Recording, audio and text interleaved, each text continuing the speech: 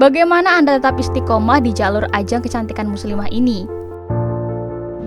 Jadi gini teman-teman, kita ngadain event berhijab itu bukan berarti kita sponsornya dikit. Kita bisa, kalau kita berusaha, pasti nanti ada niatan para sponsor untuk datang dengan sendirinya. Jadi yang pertama itu harus yakin ya teman-teman, yakin bahwa sponsor kita banyak gitu. Memang awal-awal kita membuat event membuat flyer itu belum ada sama sekali sponsornya. Nah, namun kita tetap berusaha dan istiqomah. Gimana caranya? Kita harus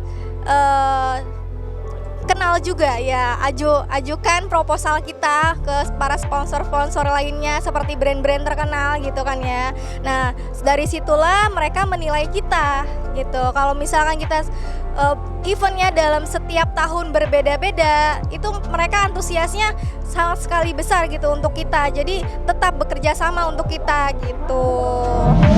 Bagaimana perasaan Anda ajang kecantikan ini sekaligus menjadi wadah syiar? Saya senang banget loh. Ada salah satu peserta yang tadinya non hijab teman-teman dari sini. Nah, dari sini saya mengubah dirinya sebagai berhijab. Karena apa? Karena di sini memang ajang wanita muslimah ya.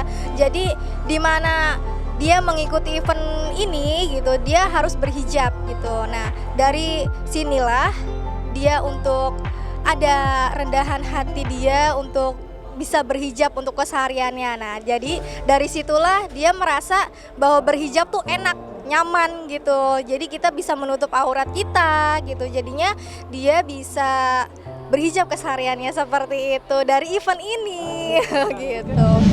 Apa makna pahala bagi Anda? Jadi teman-teman, untuk mengadakan event bukan hanya keuntungan yang kita cari, tapi juga pahala yang kita cari. Salah satunya kita nggak mengharapkan keuntungan banyak gitu. Nggak apa-apa keuntungan sedikit, asalkan kita bisa menginspirasi di kalangan masyarakat, menginspirasi untuk orang-orang, dan juga bisa royal gitu, royal dalam event, jangan perhitungan gitu istilahnya ya. Mungkin seperti itu. Bagaimana dukungan keluarga terhadap kegiatan yang Anda jalani? Dukungan orang tua, ya saya didukung dengan orang tua mengadakan event ini. Tanpa orang tua saya bukan apa-apa, karena mereka juga salah satunya dukung event saya. Jadi makanya event ini berjalan dengan baik, berjalan dengan lancar, dan juga salah satunya lagi suami saya yang mendukung dalam event ini gitu.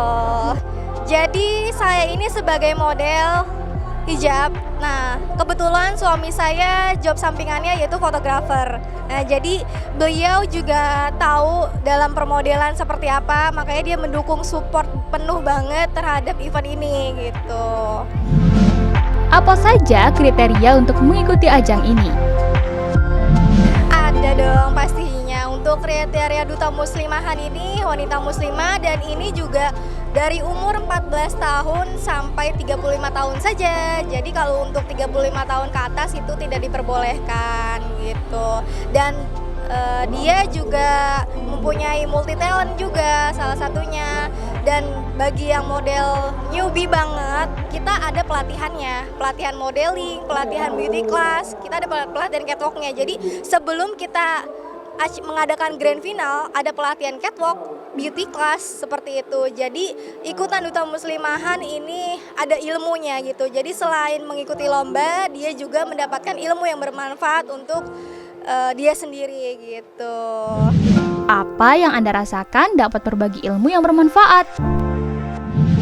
Saya senang banget ya, karena pengalaman saya dari mulai awal terjun di modeling sampai saatnya saya mencapai suatu tujuan yang saya capai, itu saya senang banget. Nah, gimana caranya supaya ilmu-ilmu ini tidak terputus ataupun bisa men-sharing? Ya, saya dari sinilah saya membuat event, terus saya sharing, kan ada pelatihan modeling. Nah, dari situ saya nge-share tentang pengalaman saya seperti apa di bidang modeling. Nah, jadi mereka juga tahu, dari nggak tahu sampai saya tahu gitu, sampai mengetahui dalam di modeling gitu, dalam bidang modeling.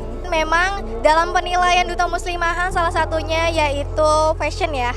Nah, fashion kita ini dalam menilai ini nggak boleh terlalu ketat untuk menggunakan fashion, karena ketatnya itu kita gimana sih, jadi jelek kan ya kalau misalkan ketat gitu, jadi nggak bagus untuk dilihatnya dan kelihatan tubuhnya juga nggak bagus ya. Juga harus memakai kaos kaki karena kaos kaki juga sebagian dari aurat kita gitu. Nah dari sinilah kita bisa berbagi cerita gitu dengan mereka, bisa berbagi motivasi, bisa belajar, saling belajar gitu dan saling